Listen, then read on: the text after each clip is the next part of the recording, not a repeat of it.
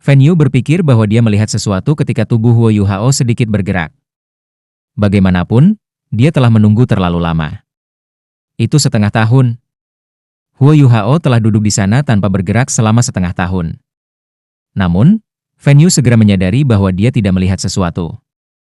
Itu karena dia melihat debu padanya jatuh ke tanah. Dia telah duduk di sana selama setengah tahun. Tidak ada yang berani menyentuhnya juga karena takut mengganggu kultivasinya. Huo Yuhao tidak hanya tertutup debu. Dia dilapisi dengan lapisan oksida. Dia seperti sosok tanah liat. Fan Yu berdiri dengan tergesa-gesa dan maju beberapa langkah. Dia menatap Huo Yuhao. Huo Yuhao memang pindah. Tubuhnya sedikit bergetar dan debu terus berjatuhan darinya. Lapisan oksida pada dirinya juga mulai retak. Fan Yu sedikit gugup. Dia mengambil botol giok. Ini adalah pertama kalinya dia melihat seseorang memasuki meditasi mendalam selama setengah tahun. Tetua Xuan pernah memerintahkannya untuk tidak menawarkan makanan atau air kepada Huo Yuhao segera setelah dia bangun. Dia harus mengkonsumsi cairan obat yang terkandung dalam botol ini untuk memperkuat dirinya terlebih dahulu karena tubuhnya berada pada kondisi terlemah pada saat ini. Tubuhnya mulai bergetar lebih keras. Dia tampaknya berusaha membuka matanya tetapi tidak memiliki kekuatan untuk itu. Fan Yu tidak berani menyentuhnya. Dia hanya bisa menahan nafas dan menonton. Huo Yuhao telah tumbuh jauh lebih tipis setelah setengah tahun sedemikian rupa sehingga ia menyerupai cabang. Lagi pula, tubuhnya tidak bergizi ketika dia duduk di sana. Dia hanya bisa menghabiskan cadangan tubuhnya seperti binatang buas yang berhibernasi. Tubuh Huo Yuhao menjadi diam setelah beberapa saat. Fan Yu tidak hanya heran, dia juga sangat cemas dan tidak tahu harus berbuat apa. Huo Yuhao mengerang sedikit. Dia mengerang, dan tubuhnya tiba-tiba bergetar. Lapisan oksida di tubuhnya pecah dan dia akhirnya membuka matanya. Meskipun hanya celah yang terbentuk, dan debu beterbangan di sekujur tubuhnya, tenda itu tiba-tiba muncul dengan lapisan cahaya yang aneh. Itu adalah warna emas redup. Fan Yu hanya mendengar suara mendengung di benaknya yang beresonansi. Tubuh Huo Yuhao bergerak lagi dan dia akhirnya berhasil mengangkat kepalanya sedikit. Fan Yu berhasil melihat matanya sekarang. Mata yang cantik. Di tengah keemasan yang jernih, matanya memancarkan cahaya lembut. Meskipun itu hanya sepasang mata, Fan Yu merasa seolah-olah sedang melihat lautan. Fan Yu benar-benar terkejut. Dia tidak bisa menahannya saat dia berkata, "Yuhao." Bibir Huo Yuhao bergerak sedikit. Bibirnya sudah saling menempel setelah sekian lama. Dia berjuang sedikit sebelum mencabik-cabik mereka. Lapisan kulit kering dikupas dan mengungkapkan dagingnya. "Guru." Huo Yuhao menutup matanya setelah menggumamkan satu kata. Tubuhnya juga jatuh ke samping seperti patung. Fan Yu tidak bisa membiarkannya jatuh dan dengan cepat mendukungnya. Dia bisa merasakan kekakuan Huo Yuhao, tapi tubuhnya yang dingin telah mengembangkan kehangatan sekarang. Fan Yu bergegas memecahkan botol giok. Dia dengan hati-hati menuangkan cairan ke dalam mulut Huo Yuhao. Sementara Huo Yuhao sangat lemah sekarang, pikirannya jernih. Dia berjuang ketika dia menelan cairan yang berbau obat. Cairan cepat beredar di seluruh tubuhnya. Gelombang panas menyapu dan menyebabkan Huo Yuhao merasa jauh lebih baik. Bahkan, dia sudah bangun ketika tubuhnya pertama kali tersentak. Hanya saja dia dalam keadaan tersiksa saat itu. Huo Yuhao merasa sangat lemah ketika pikirannya kembali ke tubuhnya. Dia sangat lemah sehingga dia bahkan tidak bisa mengangkat jari. Tubuhnya gelap gulita, dan dia bahkan tidak bisa melihat sedikit pun kekuatan jiwa. Darah di lorong-lorongnya beredar dengan kecepatan yang luar biasa lambat. Otot-ototnya juga sekaku batu. Meditasi yang dalam seharusnya meningkatkan kemampuan aku. Namun, mengapa aku dalam kondisi yang menyedihkan? Huo Yuhao merasa sangat tidak berdaya sekarang. Ini bukan pertama kalinya dia memasuki meditasi dalam untuk waktu yang lama. Terakhir kali dia melakukannya adalah di Paviliun Dewa Laut. Seperti yang dia ingat sekarang, meditasi mendalam yang dia lakukan di Paviliun Dewa Laut tidak menyebabkan beban pada tubuhnya. Itu mungkin karena pohon emas. Dengan pemeliharaan pohon emas, murid-murid halaman internal yang menjalani meditasi mendalam tidak mengalami masalah seperti itu. Fan Yu juga tidak berani menuangkan kekuatan jiwanya ke tubuh Huo Yuhao untuk membantunya menyesuaikan diri. Dia tahu bahwa kemampuan Huo Yuhao telah meningkat setelah melihat ekspresi di matanya. Hanya saja tubuhnya tidak dalam kondisi baik sekarang, tapi dia hanya bisa mengandalkan dirinya sendiri untuk menyesuaikan diri. Gangguan eksternal apapun dapat menyebabkan masalah karena tubuhnya sangat lemah. Dia membawa Huo Yuhao karena ini bukan tempat yang cocok baginya untuk memulihkan diri. Fan Yu menggendongnya dan meninggalkan tempat itu. Guru. Celupkan air panas, bibir Huo Yuhao bergerak sedikit. Setelah mengkonsumsi cairan obat, perasaan hangat segera menelan tubuhnya. Dia berhasil mengembalikan sebagian energinya dan menggumamkan beberapa patah kata. Fan Yu segera mengerti apa yang dia maksud. Dia dengan cepat membawanya kembali ke kamar asramanya dan mengisi bak mandinya dengan air panas. Setelah itu, dia menempatkan Huo Yuhao di dalam bak mandi tanpa menelanjangi dirinya. Hanya kepalanya yang keluar dari air. Tubuhnya basah kuyup dalam air hangat dan lapisan oksida perlahan-lahan rusak. Setelah beberapa saat, air sudah berubah menjadi hitam. Tubuh Huo Yuhao tampak melembut saat ia berendam di air hangat. Fan Yu mengganti air sebelum melepas bajunya yang robek dan compang-camping. Huo Yuhao terbenam di air lagi. Dengan obat yang beredar dan air hangat membasahi tubuhnya, Huo Yuhao merasa jauh lebih nyaman. Tubuhnya tidak sekaku sebelumnya dan dia duduk lebih santai. Air diganti 5 kali. Setelah 1 jam, Fan Yu memberi Huo Yuhao sebotol obat lagi. Ini memungkinkannya untuk berbaring lurus di bak mandi dan napasnya menjadi lebih dan lebih normal. Fan Yu juga basah oleh keringat dan membentak, "Bajingan, kau bermeditasi selama setengah tahun. Aku hampir terbunuh oleh kelelahan karena merawatmu." Huo Yuhao bisa membuka matanya sekarang. Emas di matanya telah menghilang dan dikembalikan menjadi hitam. "Guru, terima kasih." Suara Huo Yuhao sedikit bergetar. Air mata juga mulai mengalir dari matanya. Setelah setengah tahun, Fan Yu tampaknya telah melalui banyak hal dan janggutnya telah tumbuh secara acak-acakan. Dia tampaknya telah tumbuh jauh lebih tua. Fan Yu terkekeh dan berkata, "Baiklah, aku hanya merengek. Aku senang karena kamu sudah bangun. Apa kabar? Apakah kamu merasa lebih baik?" Huo Yuhao terisak saat berkata, "Aku jauh lebih baik. Aku hanya sedikit lapar." "Lapar? Bahkan jika kamu harus menanggung rasa lapar." Tetua Xuan berkata bahwa kamu tidak dapat makan apapun selama 3 hari setelah kamu bangun dari meditasi kamu yang dalam. Kamu hanya dapat mengonsumsi beberapa cairan obat dan kamu dapat minum sedikit air esok hari. Kamu hanya bisa memulai diet cair setelah 3 hari. Huo Yuhao tertawa getir. "Guru, aku tidak selemah itu, kan?" Fan Yu berkata, "Lihatlah dirimu.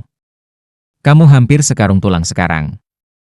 Memang, jelas untuk melihat bahwa Huo Yuhao telah tumbuh jauh lebih tipis setelah kotoran di tubuhnya dibersihkan. Untungnya, dia awalnya sangat berkembang. Meskipun dia telah menjadi lebih kurus, itu hanya membuat definisi ototnya lebih jelas. Sementara dia masih tidak bisa menggunakan kekuatannya, tubuhnya tidak sekaku sebelumnya. Fan Yu membantu Huo Yuhao membersihkan tubuhnya. Dia mengangkatnya keluar dari bak mandi sebelum mengeringkannya dan meletakkannya di tempat tidur. "Baiklah, tidur yang nyenyak. Aku lega bahwa kamu sudah bangun. Aku juga akan pergi dan mandi." Huo Yuhao tidak bisa bertahan lebih jauh dan segera tidur nyenyak setelah Fan Yu pergi. Fan Yu tidak membohonginya. Dalam 3 hari berikutnya, dia tidak diberi makanan. Dia hanya ditawari air dan obat-obatan.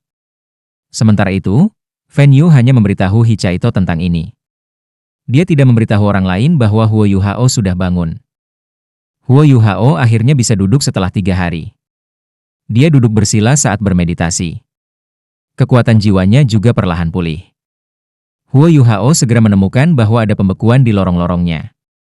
Tidak hanya kultivasinya tidak membaik, bahkan tampaknya telah jatuh. Untungnya, dia sudah memiliki 4 cincin. Pada tingkat itu, dia hanya perlu memperlancar jalurnya sebelum kultivasinya bisa pulih. Dia bahkan membutuhkan waktu lebih lama untuk pulih dari yang dia harapkan. Ketika dia kembali ke kamar asramanya diam-diam, itu sudah 6 bulan kemudian. Setelah ia melicinkan jalan-jalannya, ia menemukan bahwa tubuhnya berbeda dari sebelumnya. Meditasi mendalam selama setengah tahun tidak sia-sia. Meskipun kekuatan jiwanya tidak meningkat untuk sementara dan hanya pulih hingga setengah dari puncaknya 6 bulan lalu, ia menyadari bahwa lorong, otot, tulang, dan bahkan cairannya semuanya dilapisi dengan lapisan emas redup. Aura emas ini mirip dengan laut spiritualnya. Ini juga berarti bahwa samudera tanpa batasnya telah bergabung dengan tubuhnya sekali. Perubahan paling jelas dari kombinasi ini adalah bahwa sirkulasi kekuatan jiwanya telah ditingkatkan. Karena jiwa bela diri kedua Huo Yuhao adalah Ultimate Ice, beban di tubuhnya cukup besar. Selain itu jauh lebih murni daripada kekuatan jiwa biasa. Itu sebabnya sirkulasi kekuatan jiwanya sangat dibatasi selama proses kultivasinya. Ini juga alasan mengapa kultivasi Huo Yuhao meningkat sangat lambat meskipun ia memiliki fondasi yang stabil. Setelah tubuh Huo Yuhao dibaptis oleh samudera tanpa batas, ia tampaknya telah menjadi orang baru. Tidak hanya kekuatan hidupnya sangat besar karena makanan Life Gold, dia juga lebih tangguh sekarang. Dengan cara ini, kecepatan kultivasinya selama meditasi meningkat ketika ia mengedarkan kekuatan jiwanya. Meskipun itu tidak sebanding dengan kecepatan kultivasi master jiwa normal, peningkatan ini cukup untuk mengurangi waktu yang dibutuhkan baginya untuk mencapai peringkat 50 oleh sepertiga dengan jiwa kembarnya kembaran dan kerja keras. Dibandingkan dengan perubahan di tubuhnya, Huo Yuhao paling senang dengan peningkatan kekuatan spiritualnya dan kemajuan laut spiritualnya. Dia tidak perlu sengaja menggunakan kekuatan jiwanya lagi. Kekuatan spiritualnya mampu mendeteksi setiap gerakan di sekitarnya hingga diameter 50 meter. Begitu dia menggunakan deteksi spiritualnya, diameter ini meningkat menjadi 800 meter. Jika dia menggunakannya secara searah, dia bisa mendeteksi hingga 3 km jauhnya. Bahkan hal sekecil apapun dapat dideteksi, yang memungkinkannya untuk mencapai tahap totalitas mata setan ungu. Huo Yuhao juga menemukan bahwa 3 dari 4 cincin jiwanya telah menjadi jauh lebih gelap warnanya. Satu-satunya pengecualian adalah cincin jiwanya jutaan tahun, yang masih tetap putih. 3 lainnya sekarang hitam. Menurut penilaiannya, mereka semua telah melewati 40.000 tahun. Ini jelas manfaat dari menyerap 30% dari asal spiritual Skydream. Skydream Iceworm tahu bahwa tubuhnya tidak dapat menahannya jika cincin jiwanya terlalu tinggi. Jika tidak, 3 segel yang tidak disegel cukup kuat untuk meningkatkan 3 cincin jiwa ke level 100.000 tahun. Setelah setengah tahun berlalu, krisis di Illustrious Virtue Hall telah dihindari. Ketika Huo Yuhao menemukan Xuan Ziwen dan dibawa ke aula kebajikan termasyhur lagi, ia menerima banyak perhatian di markas bawah tanah. Namun, ia menjadi jauh lebih rendah dari sebelumnya. Dia diam-diam berjalan menuju meja laboratorium baru yang ditugaskan kepadanya dan mulai membuat dan meneliti alat jiwa. Bagi yang lain, dia tampak tidak jauh berbeda dari dia setengah tahun yang lalu. Namun, masalah masih datang. Huo Yuhao meninggalkan aula kebajikan termasyhur setelah dia menyelesaikan 1 hari penelitian. Ketika dia berjalan menuju asrama, dia memikirkan apa yang telah dia peroleh hari ini. Dia menyadari bahwa perhitungan mental dan kemampuan analitisnya telah meningkat setelah laut rohaninya berubah. Pemahamannya tentang alat-alat jiwa juga semakin dalam setelah pengetahuannya ditingkatkan. Ini benar-benar kabar baik. Meskipun dia tidak bisa meneliti tentang pria logam sekarang, mengkonsolidasikan kemampuannya sebagai insinyur jiwa jauh lebih bermanfaat untuk penelitiannya di masa depan. Ketika dia akan memasuki asrama, dia terkejut oleh sesuatu. Jari kaki kiri Huo Yuhao menunjuk ke tanah dan dia berhenti. Dia membalikkan tubuhnya ke arah lain. Ji Juan? Dari sudut yang gelap dan sunyi, Ji Juan berjalan perlahan saat dia memegang pedang meteor ekstraterestrial. Dia tampak sejuk dan menyendiri seperti biasa. Dibandingkan dengan setengah tahun yang lalu, auranya tampak jauh lebih tajam sekarang. Kamu bisa tahu kalau ini aku? Huo Yuhao sedikit tertawa dan berkata, niat pedangmu unik. Ji Juan mengangguk pada Huo Yuhao dan berkata, terima kasih. Untuk apa? Huo Yuhao bertanya. Ji Juan menjawab, setelah hari itu, aku memasuki meditasi mendalam begitu aku kembali.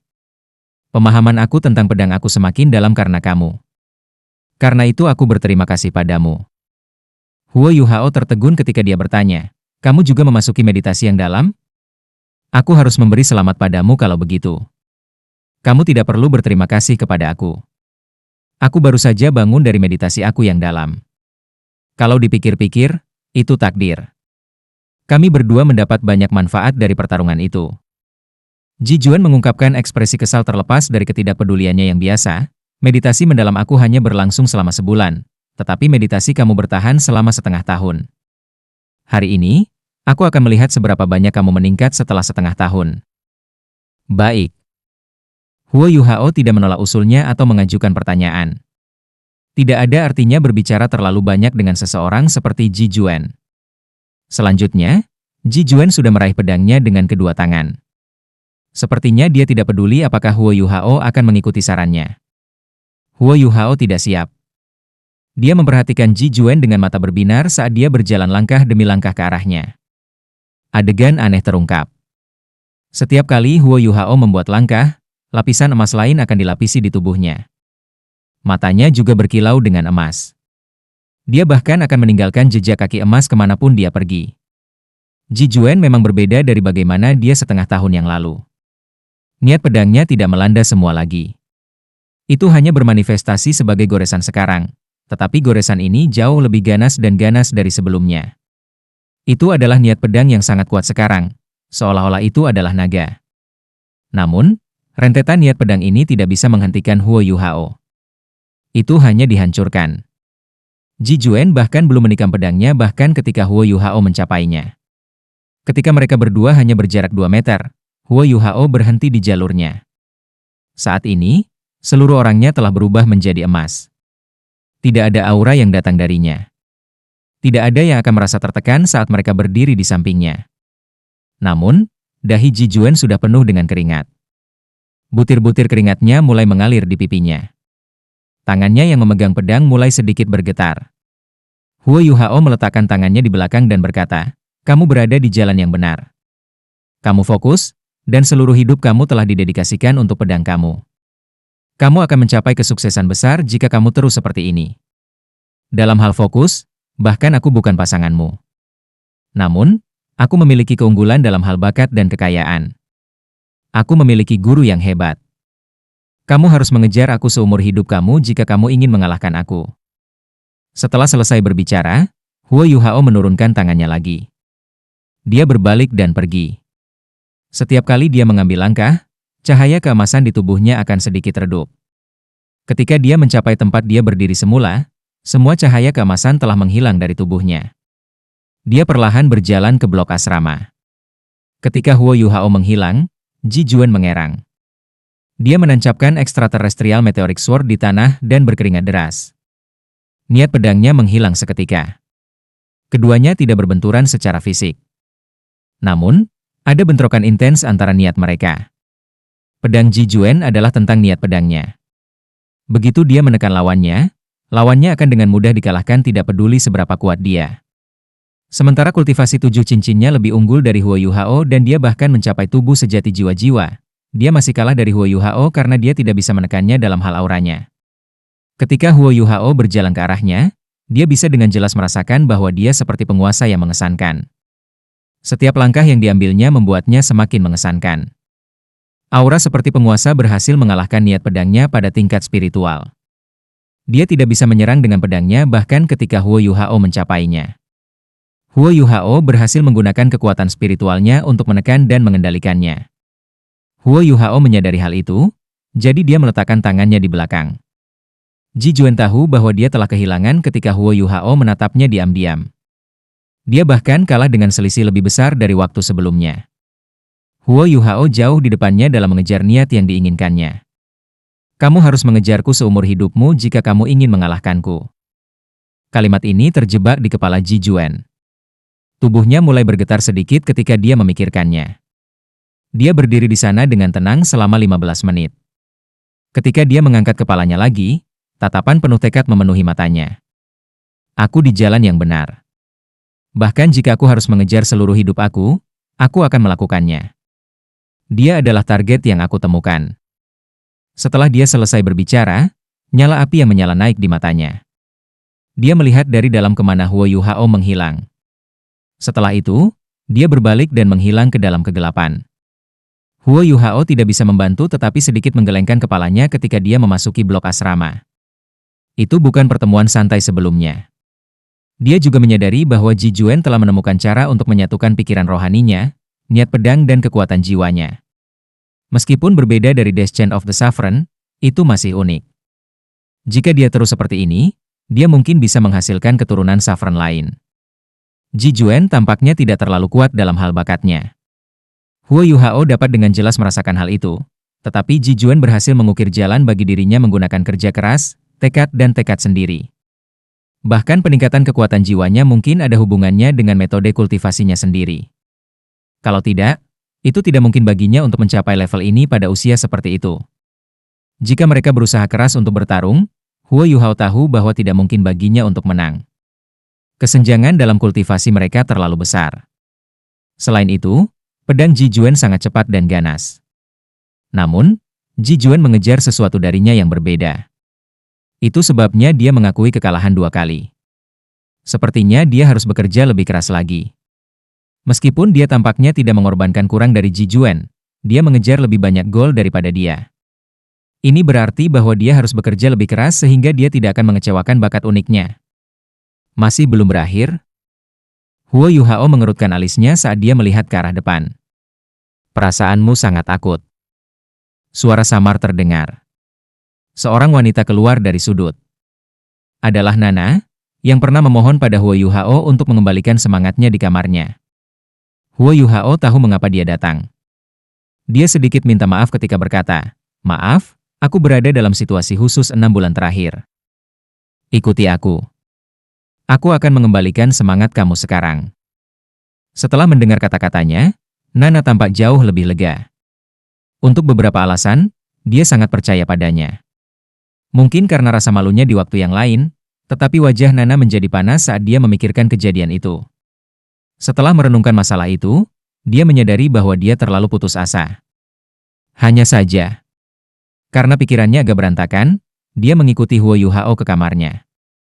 Huo Yuhao tidak memintanya untuk duduk. Dia masih belum pulih dari kejadian sebelumnya. Dia canggung ketika melihat Nana lagi. Huo Yuhao berkata, "Seperti yang kamu duga, roh kamu disegel oleh aku. Jiwa bela diri aku bersifat spiritual, dan keterampilan jiwa kamu memiliki beberapa bentuk kerohanian. Itu sebabnya aku bisa menekannya seperti ini. Cobalah untuk menggunakan roh pembalasan kamu lebih jarang di masa depan. Meskipun kuat, kamu akan berada dalam masalah besar jika lawan kamu bisa melakukan ini untuk kamu. Lagi pula, itu tidak akan menjadi pertarungan sederhana ketika kamu bertarung di luar akademi." Baik. Nana mengangguk, tanpa sangat patuh. Huo Yuhao tidak ingin dia tinggal terlalu lama, kalau-kalau dia diingatkan tentang apa yang seharusnya tidak dilihatnya lagi. Dia menutup matanya dan menggumamkan mantra. Tangan kanannya menekan kepalanya dan bola kecil cahaya keemasan dilepaskan dari dahinya di bawah bimbingan jari telunjuknya. Fokus, santai, dan jangan melawan. Huo Yuhao berkata. Nana cepat santai dan menutup matanya. Dia menunggu dengan tenang. Jari telunjuk Huo Yuhao menunjuk ke depan, dan bola cahaya keemasan meluncur ke dahinya. Dia tiba-tiba tersentak, dan tidak bisa menahan diri untuk tidak gemetaran. Lapisan cahaya emas membentang dari kepalanya ke jari-jari kakinya sebelum naik kembali ke kepalanya. Huo Yuhao menarik tangan kanannya dan memperhatikannya dengan cermat. Tetua Yi telah mengajarkan kepadanya metode ini untuk mengembalikan jiwanya, tetapi itu masih pertama kalinya dia menggunakannya. Dia juga sedikit cemas. Untungnya, Nana pulih dengan cepat. Ketika dia membuka matanya lagi, cahaya keemasan melintas di mata mereka. Selesai? Huo Yuhao bertanya. Nana mengangguk cepat dan bersemangat. Roh aku terasa jauh lebih kental, bahkan jiwa bela diri aku terasa lebih kuat. Terima kasih. Bagaimana kamu melakukannya? Huo Yuhao ragu-ragu sejenak dan menjawab, itu rahasiaku. Aku tidak bisa memberitahu kamu. Dia benar-benar tidak bisa memberitahu Nana bahwa rohnya disimpan di dalam laut spiritualnya selama beberapa waktu, dan dengan demikian itu telah berubah bersama dengan kekuatan rohaninya, dan memperoleh manfaat ketika dia mencapai tingkat samudera tanpa batas. Nana tidak menyelidiki lebih jauh. Namun, dia sekarang memandang Huo Yuhao dengan cara berbeda. Huo Yuhao berkata, "Baiklah, aku sudah mengembalikan rohmu. Jika tidak ada yang lain, kembali dan istirahatlah lebih awal.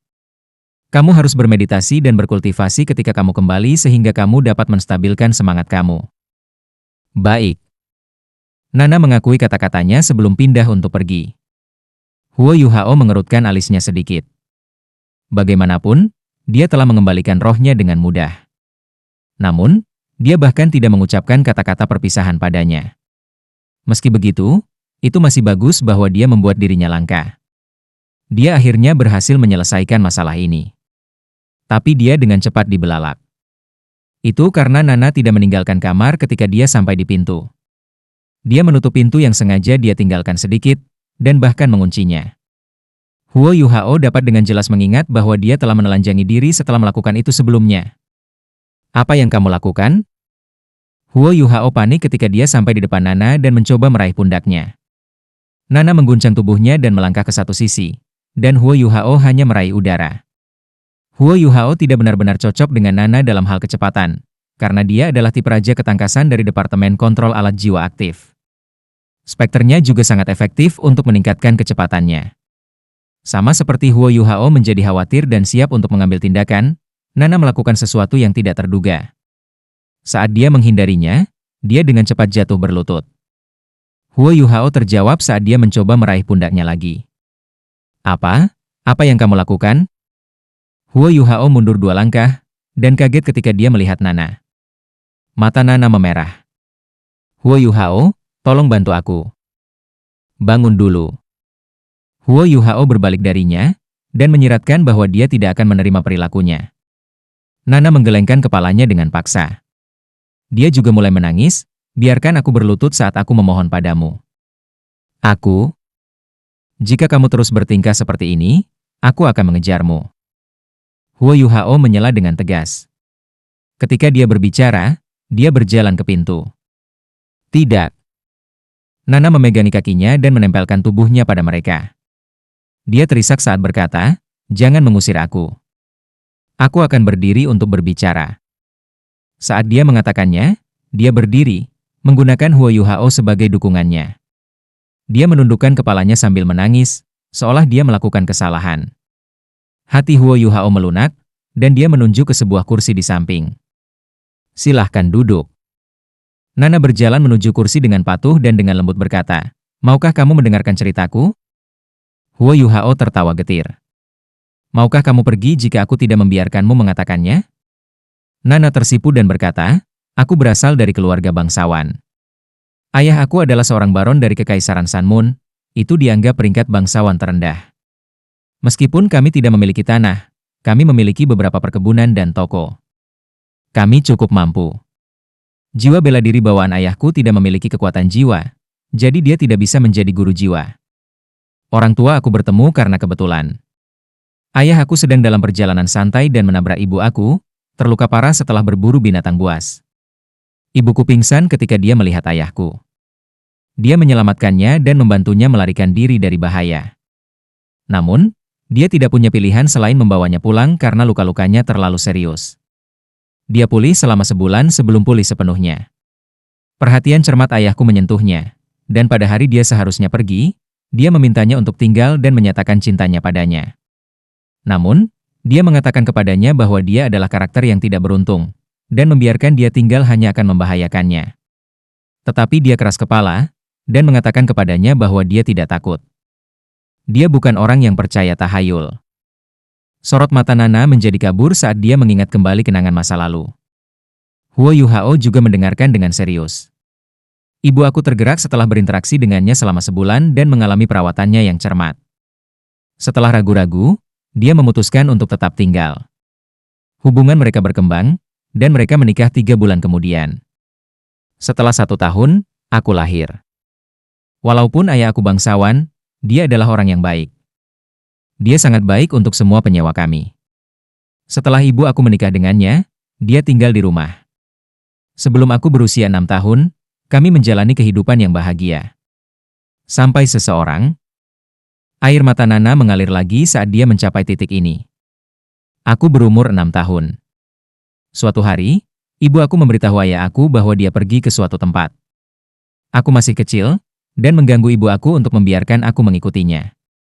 Aku baru tahu kemudian bahwa dia akan berburu binatang buas lagi. Kekuatan jiwanya telah mencapai hambatan, dan dia membutuhkan cincin jiwa untuk mencapai terobosan. Ibu aku terlahir sebagai orang biasa, dan kultivasinya tercapai sendiri. Ketika dia masih kecil, dia telah menghadiri Akademi Guru Jiwa Dasar dan belajar beberapa pengetahuan sederhana, tetapi tidak bisa melanjutkan pendidikan setelahnya, karena dia bangkrut.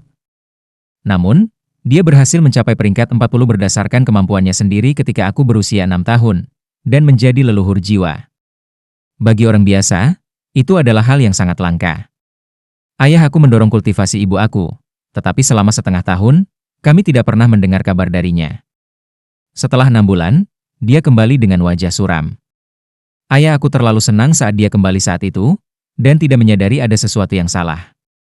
Dia berhasil mendapatkan cincin jiwanya. Jiwa bela diri aku juga terbangun pada saat itu. Seperti ibuku, jiwaku adalah spekter. Tidak lama setelah dia kembali, sekelompok orang asing datang ke rumah kami suatu hari. Aku tidak tahu apa yang mereka katakan kepadanya, tetapi dia harus pergi bersama mereka. Ayah aku mencoba menghentikan mereka, tetapi dia tidak bisa. Sejak hari itu menjadi mimpi buruk bagi keluarga aku. Ibuku terus meninggalkan rumah, dan dia pergi untuk jangka waktu yang lama. Dia selalu terlihat sangat tertekan ketika kembali, tetapi kemampuannya terus semakin kuat. Akhirnya, aku dikirim ke Akademi Guru Jiwa untuk belajar. Pada awalnya, aku tidak jelas tentang apa yang sedang terjadi di rumah. Namun, aku menyadari beberapa barang berharga hilang dari rumah aku ketika aku kembali suatu hari. Ayah aku tampak lemah dan lebih tua, dan ibu aku masih jarang pulang. Aku bertanya kepadanya apa yang terjadi. Namun, dia tidak mengatakan apa-apa, dan hanya menghela nafas. Aku mencoba bertanya pada ibuku, tetapi aku bahkan tidak bisa melihatnya. Ketika aku berusia 12 tahun, seseorang datang ke akademi untuk memberitahu aku bahwa ayah aku telah meninggal dunia. Ketika dia berbicara tentang hal itu, Nana hampir tidak dapat dimengerti dari tangisannya. Huo Yuhao juga tidak bisa memahami semua yang dia katakan. Dia berdiri dan memberikan beberapa tisu padanya. Setelah beberapa saat, Nana akhirnya berhasil tenang. Dia melanjutkan, aku berlari pulang seperti orang gila, tetapi sudah terlambat. Dia mati dengan mata terbuka. Meskipun dia telah meninggal, matanya masih dipenuhi rasa tidak percaya. Sepertinya dia melihat sesuatu yang tidak bisa dia mengerti. Siapa yang membunuh ayah? Jelas ada luka fatal di dadanya. Siapa yang begitu kejam membunuh ayahku? Aku terus berteriak, ayah, ayah, tetapi dia tidak bisa mendengarku. Dia tidak bangun. Bagaimana dengan Mumi? Kemana ibuku pergi? Dia sudah mati, tapi dia tidak ada.